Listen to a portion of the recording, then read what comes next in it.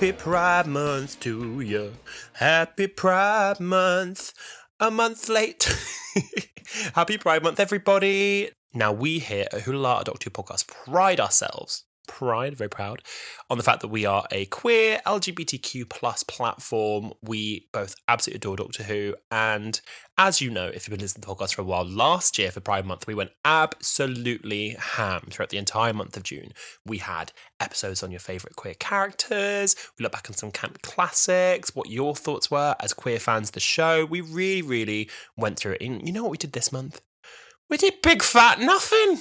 Did nothing. But I feel like we have a very good reason, because we were interrupted in our Pride Month by, a little show I think you and me may have heard of called Doctor Who.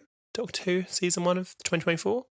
I think you might have heard of it. We didn't want to break up the month by sort of going through the episodes and then partway through giving you like your Pride special in the middle of the month. We thought what we would like to do for this year's Pride is look back on what has arguably been the queerest, the campest, the fruitiest season Doctor Who has ever given us. Now you may be thinking, this is an awful lot of Sam so early in the episode. Where's the hot one? Where's the pretty one? Hello, pretty, as the TARDIS might say.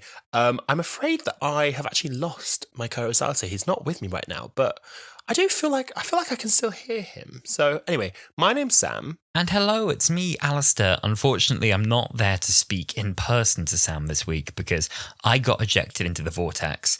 Not to worry, I have found a friendly-looking police box that I can ride for the next few thousand years while I evolve and gain my strength. Anyway, happy Pride Month from me in the vortex, even though it was Pride last month. It's Pride every day here at Wholala. And yes, today we're covering some of our favourite camp moments of the season with the help of you, of course, our dear listener. And you've been letting us know what some of your favourite camp moments were. And we're going to be hearing from you in this episode, which is very exciting. And I'll be back later this episode to talk more about two of my favourite bits. Until then, I'm going to be spinning atop the TARDIS. Goodbye! Goodbye! Oh, I feel like I can still hear him. Oh, yeah, no, there it is. The indistinguishable cries of Alasdair spinning atop the TARDIS. There you go. Well, even though we are not physically together right now, I'm so happy to have you with us on this journey for Wholala Pride Celebrations 2024. And as Alasdair mentioned, we would not be doing this without you. We reached out to you on all of our social media platforms to let us know what your thoughts were of the queerest, campest, silliest moments this season. And we've been loving seeing your responses, by the way. We love any time that you guys message us and let us know what's silly. To be honest, some of our favourite things about the podcast, like our favourite things that come from the podcast, is that you lot, the lovely listeners, you really get our humour, you really get our understanding. And actually, before I get into the episode, from me and Alasdair, I wanted to quickly thank you for your reception to Wholala this entire season. Now, as you may well know, we have been giving you our thoughts every single week of every single episode of season 1 of Doctor Who. And next week, we will be doing an overall episode of our thoughts of the season as a whole. But we wanted to stop off before to give you a little fruity twist on your Pride special. But I wanted to thank you for sticking around with us, and your reception to Wholala has been so lovely, especially episodes that we, didn't love as much, episodes that we absolutely adored. You really understood our tone, and you know that we are always here out of love for the show. The show is camp and silly, even in the homophobic months of the year. And see, this is the thing without us being here. I'm just going to laugh at my own jokes. Who's going to laugh at them? You're going to have to laugh at them, dear listener. Please do. I hope you are, please. But it's been really lovely hearing your thoughts on with us every single week. As soon as the episode airs, we post and we say, what did you think of the episode? And I want you to know that even if we can't read out every single one of your messages on the podcast, we read them all. We genuinely do. We trawl through our social media. We love seeing everything that you send us. So thank you so very much. And that thanks continues into this episode as we listen to some of your fruity thoughts on the season. So as mentioned, Alice will keep popping up in the episode. He's got a couple of his favourite moments to talk about. I'm going to lead you through some of my favourite moments, and we have voice notes, messages and emails from you lovely listeners. Let us know what you thought. And if you stick around to the end, we may or may not have a little special guest who's been mentioned quite a lot on the pod. They've never yet shown their face, but they're coming out to celebrate Pride with us, and I'm so excited for you to meet them. So make sure you stay tuned to the very end of the episode to hear that. Now, before I dive into some of the camp and silly, I want to give a moment to talk about the diverse LGBTQ plus casting in this season. Now, there's so much camp in this season and so much silly, but one thing that I want to give some real credit to Rusty Davies and Bad Wolf and the entire production team for doing is fully and unapologetically saying this season we are casting queer, honey. We're casting queer. Now, this started all the way back in May 2022 when Ncuti Gatwa was announced to be the new Doctor, and we all went bananas when they originally announced this and they did the casting announcement with the diamonds and the heart, and we were like, oh my god, what's going on? And Russ was posting and Shuji was posting it. Let me tell you, I was confused. We were all confused because this had never happened before. This kind of casting announcement really took us all by surprise.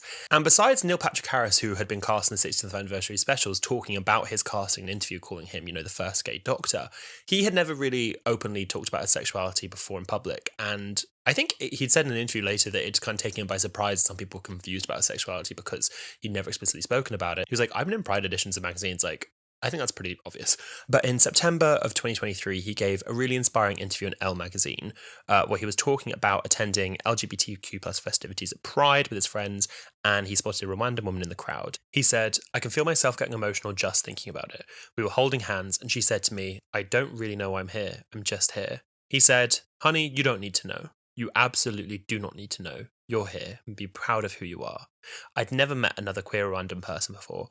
I thought I was the only one in the world. And that was just, I remember reading that at the time and being like, we are so lucky to have this person be the spearhead for the show. We are so lucky to have someone this understanding, this open, this honest, this caring, this queer lead my favourite show. And it just got me all the more excited to watch the season as a whole. And let me tell you this, the casting for the season did not let up. This has been an incredible season for trans representation in Doctor Who. Now, we of course had Yasmin Finney as Rose Noble in the 60th anniversary specials, who did appear in 2 episodes of this season, The Legend of Ruby Sunday and Empire of Death. But this was a season full of incredible trans casting. So we had Mary Malone cast as Trudy in The Church on Ruby Road. We have an awesome trans actor called Pete McHale as Gothic Paul. And of course, the incomparable Jinx Monsoon as Maestro, the god of music. Now, Jinx Monsoon is a trans femme non-binary drag queen who we all know, love, and adore from RuPaul's Drag Race. Now, I don't know about any of you, but her Judy Garland impression, the Shield and Snatch game in season 7, was amazing. And she really did not let up this season. Her camp, charisma, her persona, the way she delivered her lines was absolutely incredible. I love the way they talk about the character uses they them pronouns. And I feel like there was definitely moments in the 60th especially where they would be talking about pronouns that might be slightly heavy-handed dialogue. I bloody love how they did it with Maestro, where she's playing the piano next to Henry, the Harbinger, and the piano teacher says, Henry, get away from him. They go, them. What? Me. What? I'm them. You're who? You're who? It was just so good. It was so funny. They were so, I don't know, like every so often in Doctor Who, you get a villain or a monster that you just watch once on screen and you think, you're one for the history books.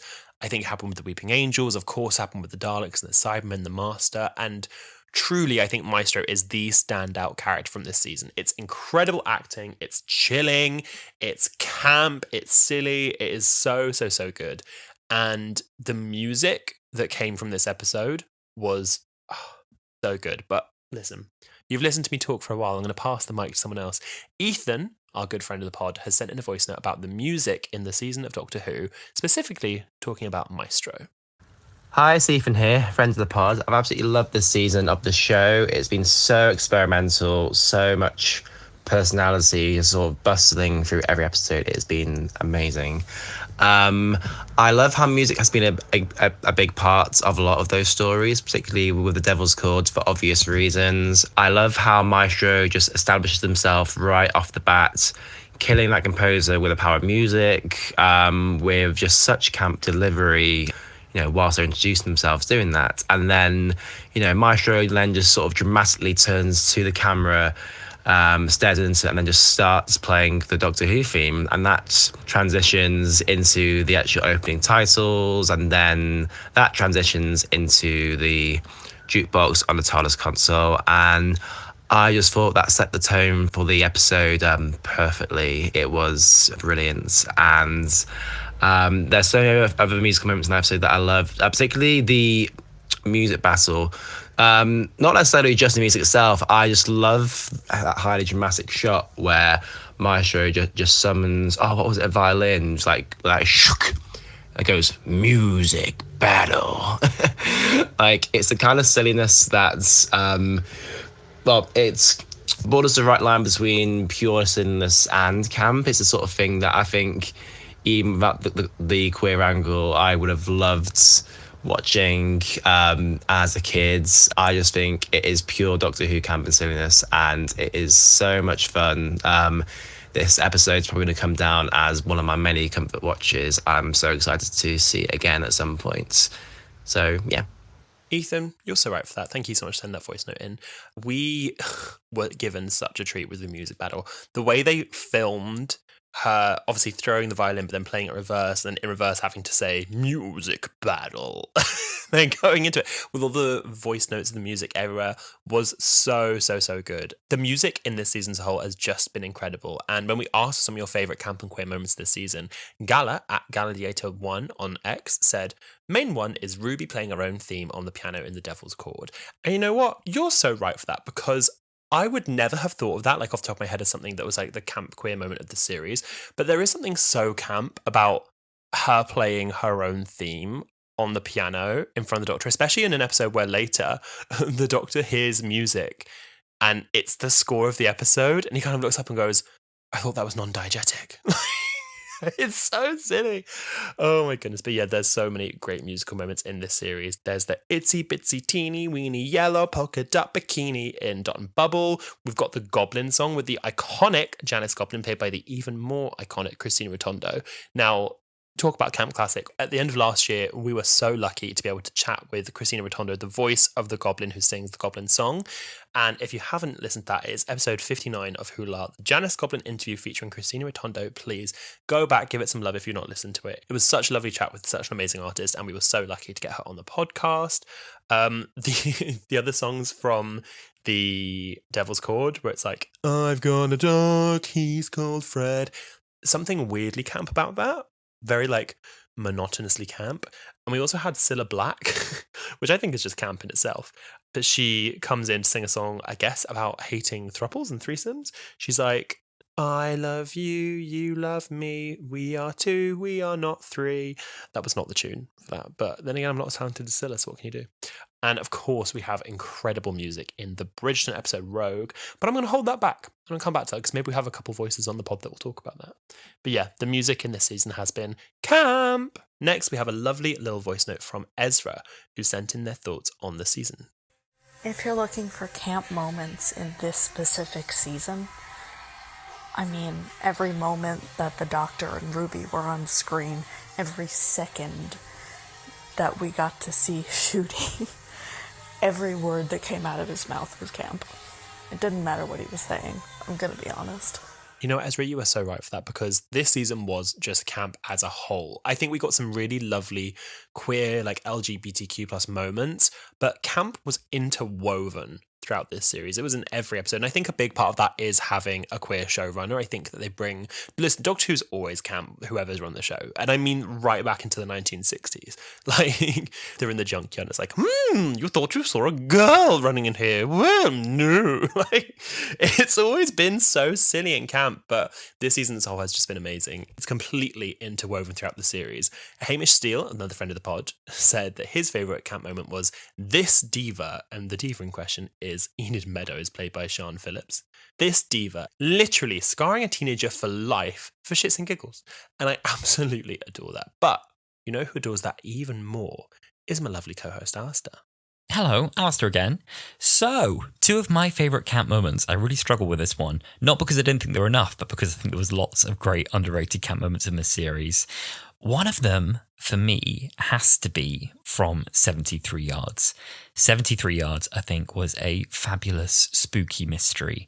And we get a wonderful scene, probably my favourite scene of the season, with the Welsh locals in the pub who aren't especially welcoming to poor Ruby when she loses the Doctor. And the dialogue that takes place in this pub at night time by the fireplace, meeting all those characters, was probably the standout part of this season for me. So apologies in advance for any dodgy attempts at Welsh accents. There was loads that happened here that I really liked. There was pay with your phone. Yes, you can pay with your phone. That was great. And next week we're getting Christianity. But those weren't my favourite bits. Those were great, but they weren't my standout. My absolute high, I think, was the involvement of Dame Sian Phillips and her character, Enid Meadows. She plays this woman sat at the bar, enjoying a crossword with her beret and her brooch. She looks wonderful. And she queries Ruby about what she's done and gives this ominous warning about the things that she has unleashed. And she appears to have this kind of spooky, occult, spiritualistic knowledge of things, and she gives Ruby this kind of explanation for what she's done and what's happened and why this woman is a distance and all about the curse that she's unleashed. And she does it very gently. She does it with a really piercing stare, but she delivers it with this very soft voice, and she's very direct and deliberate in the words she uses. It's beautiful. It's a really great performance. Ultimately, it's all something of a misdirect, and we're left not knowing for certain how much of what she said is really true, which adds to it for me. She says something about how the cliff tops are a boundary between the land and the sea, a liminal space neither here nor there where rules are suspended. This land is a powerful place. It is said that he walks through the gaps. It's so creepy and yet like almost ASMR all at once, and it's I could have spent a lot more time, I think, with that character. I don't think there's really a way for her to ever come back now, but her involvement, I know it left me wanting more. I really, really did love it. The beret in itself, I think, was a lot of it. It reminded me very much of that one child in the Matilda musical that they did on Netflix, where that one kid does the dancing in the red beret. For me, this is the continuation of that story. When she'd finished doing front flips out of the school and breaking it down with those dances, this is what she did next in rural Wales. But anyway, legendary actress. When we did the 73 Yards review, I did say I apologise. I was not familiar with her game. She's a legendary actress, and I think she is actually quite a household name for a lot of audiences. She's a BAFTA winner. She's an Olivier and Tony Award nominee. She is known for I, Claudius, which she won, I think, a BAFTA for. She's in the 1984 Dune. She was in the TV version of Tinker Tailor Soldier Spy. She was in Heidi. Do you remember Heidi on TV? Midsummer Murders. Poirot. She was in Good Omens. She was in Casualty. She even lent her voice to a World of Warcraft expansion pack. So I guess she was my highlight. Well, thank you so much, Alasdair. Now, listen, you know what? He's not here, so I'm going to talk a bit mushy about him for a sec. I love on Wholala getting to every week sit down with my best friend and talk about my favourite TV show. And one thing I love about it is just we have so many thoughts that are like exactly the same. And then every so often we have something where I'm just like, oh my God, I would never have... That wouldn't have jumped to me in the way that it jumped to you. And I thought that Enid Meadows in this episode was really fun, and I loved her beret. Agree about the beret. But just, I think it's because maybe Alice has a lot of family in Wales, but he really, really connected with the scene. He really, really loved it. And it made me love it even more. And I already did love it. And I just think that's really, really great. Another character that you lovely listeners absolutely adore is Kate Lethbridge-Stewart. And we had a really lovely email from Cece who let us know their thoughts this episode. I'm going to read it out now. They say, Dear Sam and Alasdair, if we're talking about queer moments from this series, Kate Lethbridge-Stewart needs a special mention. Russell has made some controversial decisions in this series, but none of them bothered me to the extent as the finale trying to imply that she's got something for that unit guy. RTD literally spent this series making half the universe queer, but it took the Kate Blanchett level lesbian icon of the Whoniverse and gave her some bloke with a gun?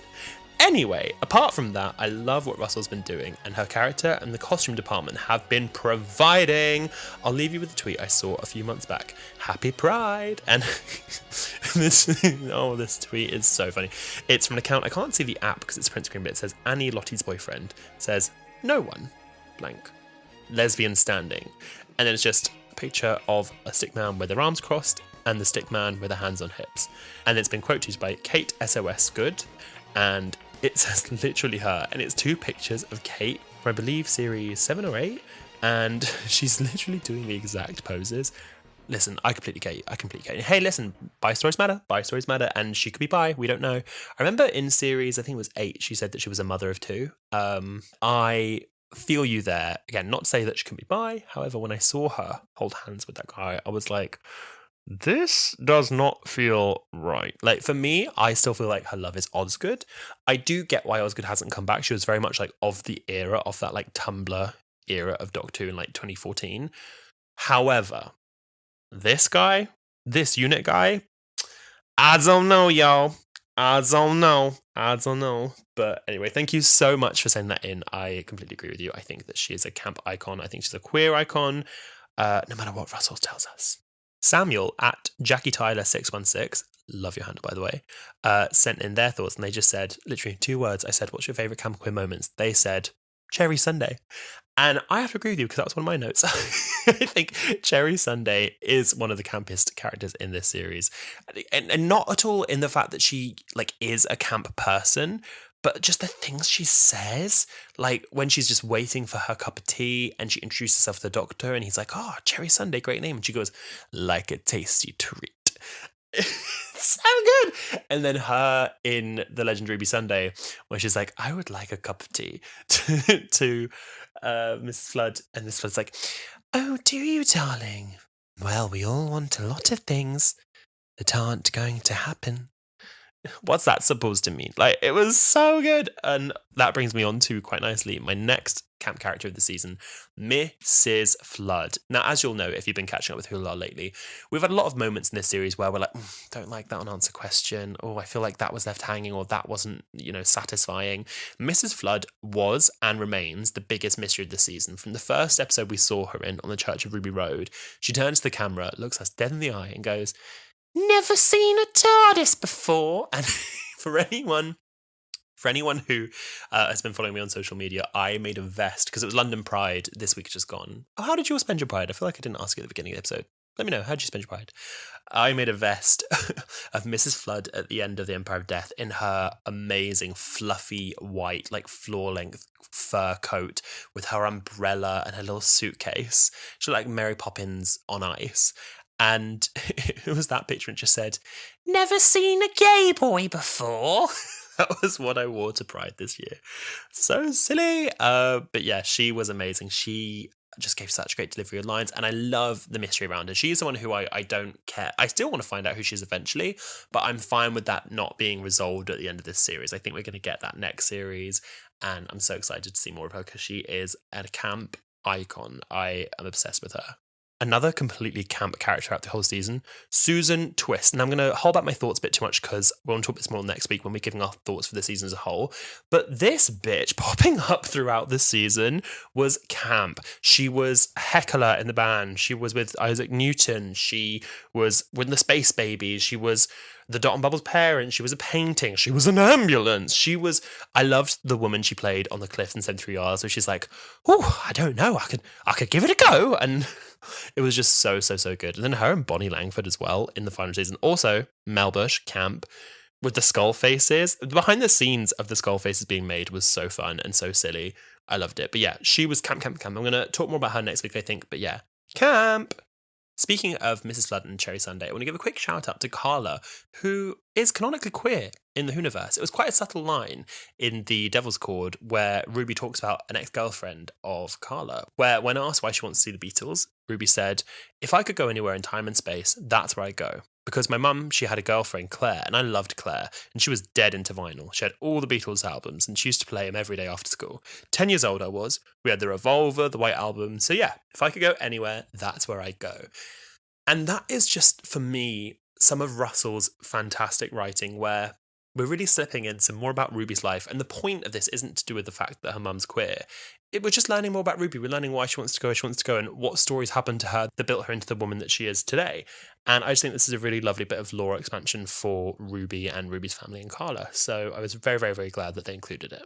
Now, of course, one of the campest episodes this entire season was episode 6, Rogue, the Bridgerton episode. Now, this gave us a love story for Ncuti Gatwa's 15th Doctor, and it was so lovely to see. Now, the Doctor's been in love lots of times, all with women, and before we watched this season, me and Alistair were sort of discussing it, and we were saying that, I guess that canonically the Doctor always is into women, because of course there was the sapphic love story between Yaz and the 13th Doctor in her era.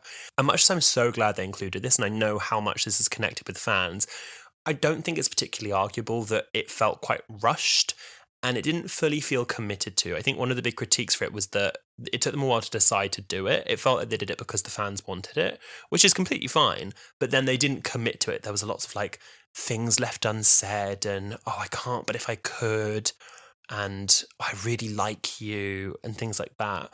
but it felt like they never actually committed to that love story in the way that they have in previous seasons. And I'm not sure if that was because it was queer or because it might not have been originally planned, but it definitely felt, I think, a lot of people wanting more. And so what I love about the Doctor and Rogue's love story in Rogue is that they said, no, we are fully committed to this. They said, we're doing it and you're going to watch us do it. And it was just so lovely. The chemistry that Jonathan Groff, again, another openly queer actor, and Ncuti Gatwa had in this episode was fantastic. But listen, I'm not going to make you listen to me talk about it the whole time. You know, Ethan, friend of the pod, come back. I want to hear what you've got to say. Hi, it's Ethan, friends of the pods. One thing that I particularly loved in Rogue was Horny 15th Doctor. I just find it amazing and just brilliant how this character I've been following as a role model since my childhood. They're just really embracing their queerness more so than ever. Like, we got bits of that with Jodie's 13th Doctor, but Ncuti's 15th Doctor takes it to another level. I find it funny how people sort of compare this scene where the screwdriver is detecting Rogue as like the Doctor's gaydar. I thought that's a very funny thing that I saw pop up online. And of course, the whole scene on the spaceship is just juicy. Like, I love how the Doctor just playfully mocks the ship in a very flirty way, and then he kind of exposes Rogue's music taste in a way. Like, Rogue comes across as this sort of super serious, masculine, dominating force to be reckoned with. And there, the Doctor plays music from a ship, and it's Can't Get You Out of My Head by Kylie. I just like how, I guess, kind of reminiscent to how in the queer community that there'll be lots of men who might present themselves as sort of very masculine and dominating and all those sort of things, but on the outside, but really on the inside, you know, they love pop girlies and other things, sort of camp and feminine, like a lot of other people in the community do. This community just goes beyond stereotypes. And the way Ncuti winks at him, it's just delicious. Like, I could not see any other Doctor putting that off in the way he does. It is just incredible television. Beautiful piece of television. Delicious, Ethan, is such a word to use for it for multiple reasons. But yeah, Horny 15, I love seeing. And I think Ncuti plays it so well. So well. There was a really funny interview where Ncuti was saying that they'd had a chemistry test on Zoom before Jonathan officially joined the team. And he was like, yeah, it was sort of like a chemistry test. And there was chemistry. And the reason why I didn't bring up the Bridgerton episode much in my music section earlier is because it really deserves a section for itself, the music in this Bridgerton episode. The fight scene to Poker Face in the sort of classic Bridgerton style was camp with a capital C. It was amazing. And having Bad Guy by Billie Eilish in the background while Rogue's meeting the Doctor for the first time. So good. And I know my friend Alasdair's got some more thoughts about this. Let me look up. Where is it? I can see him flying on the TARDIS. Oh, there he is. Maybe if I just throw him the mic. The other moment for me that did make me scream, giggle, kick my legs like an excited schoolgirl was Rogue's flirtatious capture of the Doctor. I really enjoyed that when the Doctor is fixed still, and yet with his sonic screwdriver, he manages to tease the bounty hunter Rogue and play with his sound system. And now I don't know if Kylie was already in his sound system and that was like his last played and all the Doctor did was hit play, which is kind of how I read it. Now I think about it, maybe that was the first real tell that this was a queer character, because I'm pretty sure he was playing his, Spotify replay on repeat playlist, and that was kind of number one, was Can't Get Out of My Head. And I think they played it 4 times in total, and it just got better and funnier the more they did it. And Ncuti's Doctor vibing to that as well was something that I think few other Doctors could have really pulled off. And he had so much fun with the way that he played that. It worked so well. The humor landed. Ncuti looked so cool and so sexy doing it. And I'm just standing still, baby. I really loved it. And also the build-up to that scene as well, where, Ncuti's Doctor is teasing him in a Scottish accent and going, was that a wee smile from the most serious man in history? I love it. The Kylie, I think, felt as well like a very deliberate pick from RTD of just like, you know what, like here is a British gay pride anthem. And it made me wish that we had that push the button scene in Space Babies all the more. I mean, can you imagine how that would have elevated that episode if we could have had a bit of a moment picking out a song from the jukebox and then they arrive on Push the Button, and with that they fly off to a space station where they meet talking babies? I think that would have been really wonderful. But I loved it. And then we go on to see all these little Dr. eggs rotate around the Doctor's face, and the tone completely shifts again. But I thought that was a wonderful highlight. It's a good episode, Rogue. And you can listen to our full episode where we discuss that in much more detail. Some final nods before I leave you to hear some other people's camp moments. Ruby in her 40s with not a line on her forehead was good, and sitting on the sofa cheersing her glass of wine after her victory over Mad Jack. I really love that. Also a moment from Space Babies that... I feel like people dunk on Space Babies and therefore can no longer enjoy the camp moments. But hi, Daddy, hello, Daddy, coming from the babies. I think a lovely introduction for Ncuti's Doctor to arrive on. Is that the first space station he's arrived on? I think it is. Yeah, the first sort of alien planet, far future place he arrived as the Doctor. And his greeting, of course, from the locals is hi, Daddy, hello, Daddy. I think that's absolutely appropriate. And of course, the push the button scene we never got. Last weekend it was Glastonbury. The Sugar Babes were so popular doing push the button, and all I could think was, why wasn't this in Doctor Who? I think that could have been our kind of toxic Platform 5 Series 1 nod moment if we'd had that. It would have felt like a kind of parallel to that, almost 20 years apart. So those are my moments. I delegate back to you, Sam. And just as Miranda Hart would say, and back to me.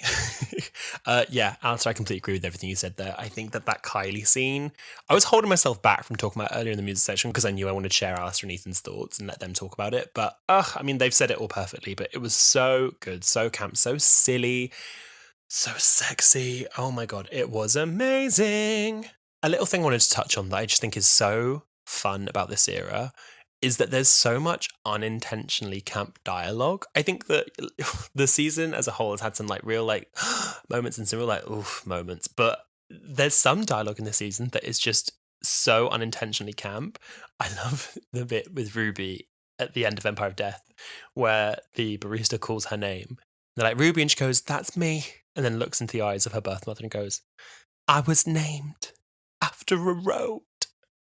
Oh my God. Alistair, I wish I could take credit for it. I didn't do it. He posted a tweet on Wholala where it was like, M25, that's me. I was named after a road. In The Legend of Ruby Sunday, when the Doctor's trying to convince Susan Triad to listen to him, he's like, do you ever dream of being an ambulance? So good. So good. There's also obviously a lot of intentionally camp dialogue. I think everything that came out of James Monsoon's mouth. I hear music. And music is mine. So good. And speaking of Maestro, another thing I held back when I was talking about my music section were the songs that we got in this season. I touched on the Goblin song earlier, which was an amazing song we got in the Church Ruby Sunday. We were all hooked because they released the song as a charity special before the episode came out. Me and my friends would just listen to it on loop. I think it became one of my friends' like top 5 songs of the year, and they released it in December, which I just thought was so impressive. But of course, the large song and dance I've not spoken about was There's Always a Twist, There's Always a Twist, There's Always a Twist at the End. It was, so good. Was there an explanation for it? Absolutely wasn't. No. We were talking about on the podcast where we were like, okay, the end of the season, we're gonna learn Ruby's been manifesting stuff. She's been making all this stuff happen. There were some Strictly Come Dancing dances in there, and like it's all gonna be Ruby. No, it just happened because it would be camp. And you know what? I'm so grateful for it. It was so silly watching the Beatles and Cilla Black and the Doctor and Ruby all singing about there being a twist at the end, raining indoors, umbrellas. It was so fun. I loved it. I know some people were just like, oh, they didn't explain it. And I think there's a fair argument to be had there. But when it's this entertaining, I don't really care. I think that's my big thing with unexplained moments that are like camp and silly. If I am entertained, I don't care. If something happens and I'm not entertained and there's no reason for it to be happening or explanation, then I get bugged. But when it is that fun and just daft, I remember when I first watched it, I couldn't even work out if I liked it or not because I was just like, what the fuck was that? But it is so silly and so fun. I really, really do like it. So that was definitely one of my campus moments this season. Now, dear listener, as I mentioned at the beginning of this episode, we are going to have a very special guest. And we've come to that time. I'm gonna go get him. Do you want me to go get him? Oh, I'm going to go get him.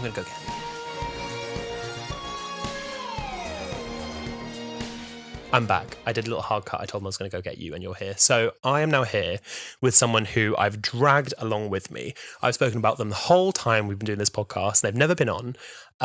It is my lovely boyfriend, Nick. Hello. Hello. Hello. How are you? I'm good. Finding this weird? Yeah. I've got him sat on my bed with the mic, as me and Alasdair do when we do our joint recordings. But I told him we were doing our Camp Queer episode, and he was like, I've got some stuff to say. And I was like, okay, what do you want to say? And he was like, you'll find out. I also just realized that you and Alasdair will be doing this alone, so you're literally just talking to yourselves for an entire hour by yourselves today. Have you just realised what I'm doing? Yeah, literally talking to yourself for an hour. I'm getting there. It's going to be an hour staring at space, but the listeners are listening. People will hear this. People will hear you. Yeah, I hope so. They better had. Now, I just want to quickly ask you, how have you felt being sort of dragged kicking and screaming throughout this series?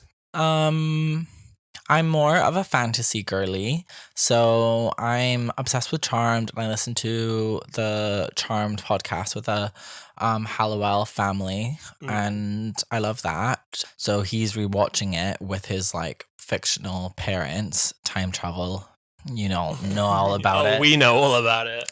Fictional parents, and he's not watched the early seasons, and them two have been in it for the entire time, being obviously Piper and Leo.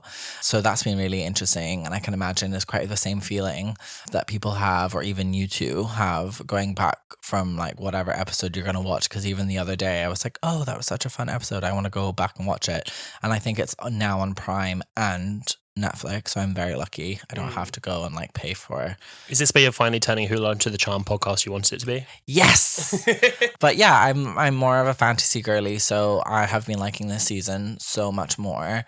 And I do like the, as you know, like the more unique episodes. So like the episodes that are more spooky are quite good. I don't like sci-fi. The sci-fi episodes. That's a dangerous view to have on this podcast. Yeah, I don't like the sci-fi episodes because, I mean, I do watch some sci-fi, but I find like when it's too close to actually being real, I get a little bored. But yeah, I mean, saying that, I have watched all of Foundation, and I now just watch it for the pretty colors because I don't understand what's going on. I also feel like a lot of people have been doing that with Doctor Who this season. We're like, we're just here for the vibes. We're just here for the colors. Yeah, and Shooty. Ugh. Speaking of camp. Speaking of camp. Speaking of gay. Speaking of segue, number one is Juicy. He's so gorgeous, so camp.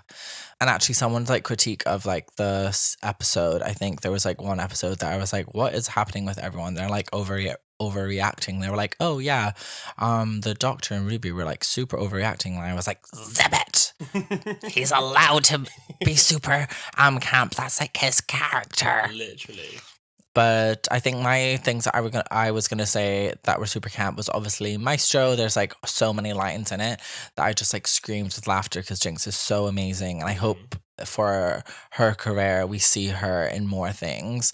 Not just on stage, because I can't see it on stage because it's only in New York. Yeah. But I hope we see her in more things, even. Honestly, just like recast her. Another thing, they're recasting other people in Doctor Who. They've done it so many times in so many of these like kind of like sitcom-y kind of TV shows. So just pretend that she wasn't Maestro. Like 3 of the Doctors had already been in Doctor Who before they played a Doctor or something like that. Like I would love to see Jinx. Or actually just bring back the Maestro, because what did they do with They trapped her in a piano. Yeah, but also what did they do with the entire storyline? Nothing. Not much. Well, this is the thing. I'm really Ruby ready. has some song stuck in her. Yeah, right. Well, let's see it. There's a hidden song. There's a line in it where she goes up to Ruby and she goes, "This creature is wrong." And we were all like, oh, it's going to be like Ruby. You know, she's going to be some alien or something. Nah, Jinx was just being a bitch. Jinx was just like... I was like, is she homophobic? Is Ruby going to come out as queer? And another really big, a really camp moment that I thought, not my favorite episode in the slightest, but when the aliens were eating all the racists, that was amazing. That was. And if they're racist, they're probably misogynist and homophobic. So you know what? Num num. Yum, yum, yum, yum. I said earlier, I was talking about the music, and I was saying about the bit where she's brushing her teeth, and it's like the eeny weeny teeny weeny yellow polka dot, and the Doctor pops up like, "You're gonna die. There's something out there," and she just blocks him and goes eeny weeny teeny weeny, yeah, and just carries on. Yeah, really, really, really camp. Oh, I had this one that was like, I don't know if it's been a take, but I don't know if this is like a Doctor Who thing or if it's just a Russell thing, or maybe it's just like a like a sci-fi movie or something thing, but all like the super camp characters have all been old women, like older ladies. I feel that. So like the obviously like the lady from like at the very end and the one that like Mrs. Flood. Oh yes. So Mrs. Flood, Susan Triad. Susan, then there was a lady in the pub, which nothing happened with the pub. Enid Meadows. Yeah, she has a name. You mean Beret Lady? What? Beret Lady? Yeah. Yeah, she's got a name. She's a dame. Did you know that? The actress who plays her, she's a dame. Oh, I thought she had a name in the unit. She does. She has a character name. She's called Enid Meadows. Enid Meadows isn't her real name. This is Dame Sian Phillips. She's a dame. Good for her. Anyways, I love the theory that they're all ghosts and they're actually dead. That's so fun.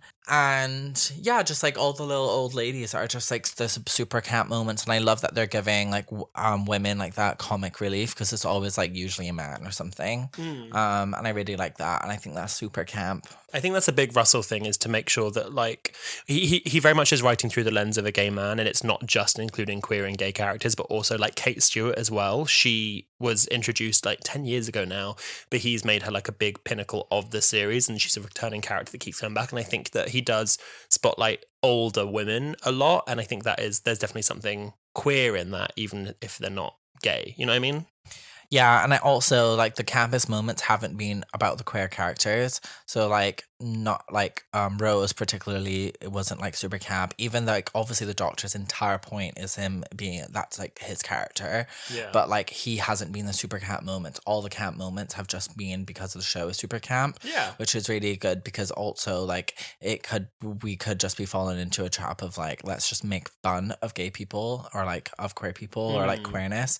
But it's not. It's just like it's so entrenched into like, it's just woven into the show. It really is. It's in the fabric of the show.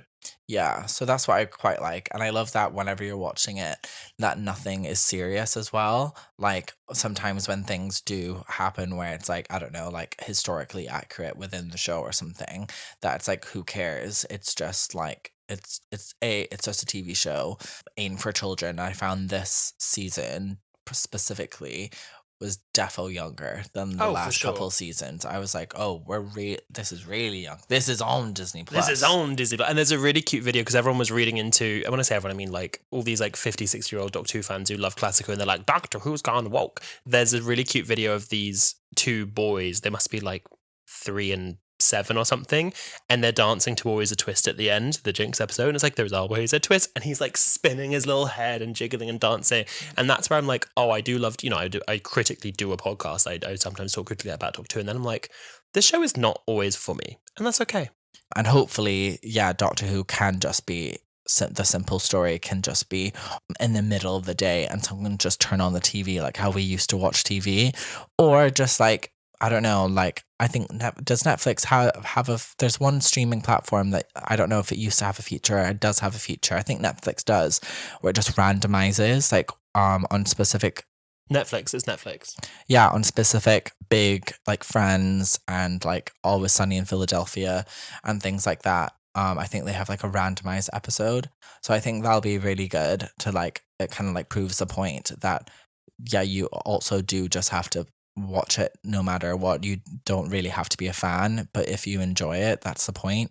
Yeah, no, I completely agree. And I think that now that it's going on Disney Plus, on iPlayer they've got all the classic episodes, but it's something where I want people to just jump onto a classic random episode and be able to enjoy it. And like you said earlier, I think that you put it really well where you said it's just like interwoven into the fabric of the show, campness and queerness.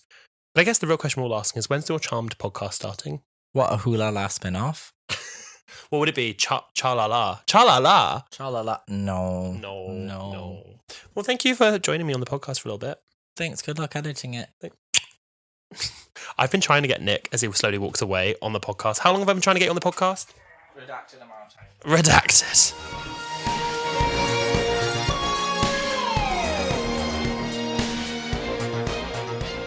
So it was really, really lovely to get on the pod for a bit. And if you'd like Nick on a full episode, you're going to have to let us know. Please tweet us saying if you want Nick on for a full episode. Tweet us if you want Josh, Alice's partner, on for an episode. Because I have been pitching this episode for so long. I wanted it to be part of Pride this year. And we missed it. But I wanted to do Boyfriends the Pod, where Nick and Josh don't really watch Doctor Who. I mean, they've watched the new season like religiously because of us, but of previous Doctor Who. And me and Alistair really want to do an episode where we show them an episode of Doctor Who they've not seen, and then we just leave them in a room with the mic, and they have to do an episode of Wholala on their thoughts. I think that'd be so funny. So please tweet us if you think that that'd be something that you would like to see.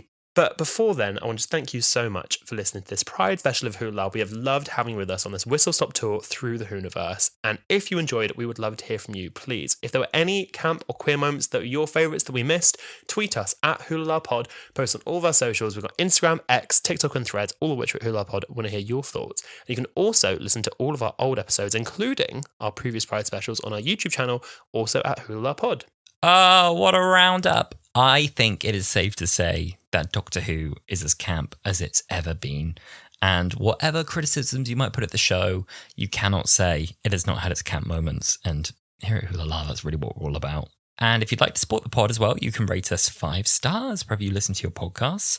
You can follow us. You get updates every time that we drop a new episode. You can look for our coffee, KO-FI, if you'd like to buy us a coffee. And you can share the pod with someone who you think might enjoy it. We actually saw a tweet the other day where someone shared a Doctor Who take and then they tweeted us being like, oh, unless I heard all this in a Wholala pod episode. If so, sorry guys. And then someone commented on it and they were like, oh, well, it doesn't matter if you did because now I've just found a podcast that I really like. And that made my heart melt. I loved it. I thought it was so, so sweet. So thank you so much for whenever you do share the pod. And next week, Alice will be back. He'll have jumped off the TARDIS. Hopefully he won't have transformed into a giant titan that will destroy me by sand. But he will be with us when we are talking about our thoughts for the entirety of Season 1 of Doctor Who as a whole. But before then, I want to thank you so much for listening. Happy Pride, and we will both see you next week. See you next week. Bye. Bye.